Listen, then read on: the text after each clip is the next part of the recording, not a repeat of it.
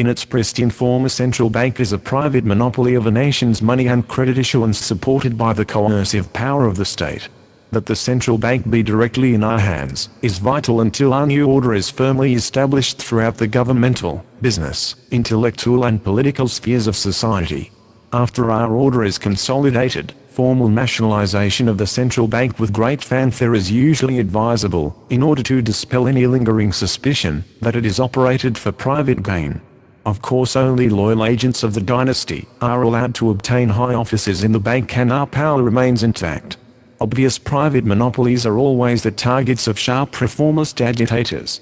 Only the most paranoid, however, can see through the public facade to the private monopoly of the nationalized or quasi-nationalized central bank. The central bank is the primary monopoly on which all our monopoly power depends. The occult power of the central bank, to create money out of nothing, is the fountainhead that fuels our far-flung financial and political empire. I will make a quick survey of a few of the ways this secret money power is brought to bear. Basically, the power of our central bank flows from its control over the points of entry into the economy of new inflationary money which it creates out of thin air. Ordinarily, bills of exchange, acceptances, private bonds, government bonds and other credit instruments are purchased by the central bank through specially privileged dealers, in order to put the new money, often only checking accounting entries, into circulation. The dealers are allowed a large profit, since they are fronts operated by our agents. Our purchase of government securities pleases the government, as our purchase of private debt pleases private debtors. As a quid pro quo to assure good management, our agents are given directorships, managerial posts, and offices in the corporations and governments so benefited.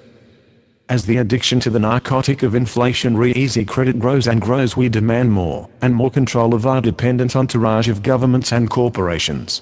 When we finally end the easy credit to combat inflation, the enterprises and governments either fall directly into our hands, bankrupt, or are rescued at the price of total control.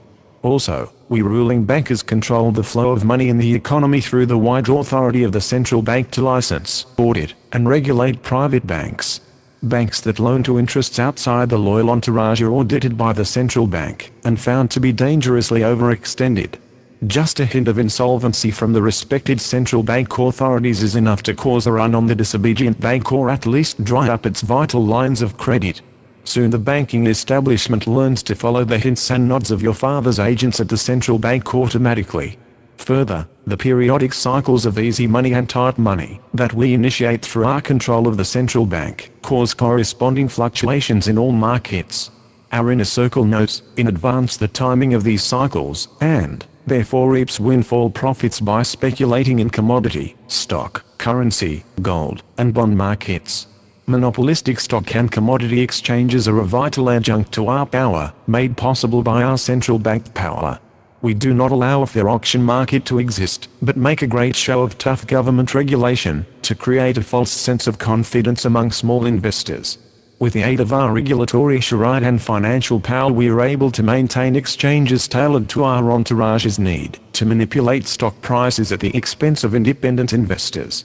Our privileged specialists on the floors of our exchanges, aided by the propaganda of our financial press and brokerage houses, continually play on naivete and greed to drain the savings of the unwary into our coffers. The stock, commodities, and securities held in trading accounts by the exchange and brokerage houses provides us with a clout far beyond our own actual holdings, with which we can manipulate prices and win proxy fights for corporate takeovers. Little danger to our lucrative racket exists from public-spirited regulation. Our manipulations are so complex that only the most brilliant experts could comprehend them. To most economists, our exchange operations appear to be helpful efforts to stabilize the market. We ruling bankers, if able to keep peace among ourselves, become richer and richer as time passes without the annoyance of exerting productive effort of benefit to others. The next speaker, Professor G, will discuss the secrets of social legislation and policy that do so much to cement our power.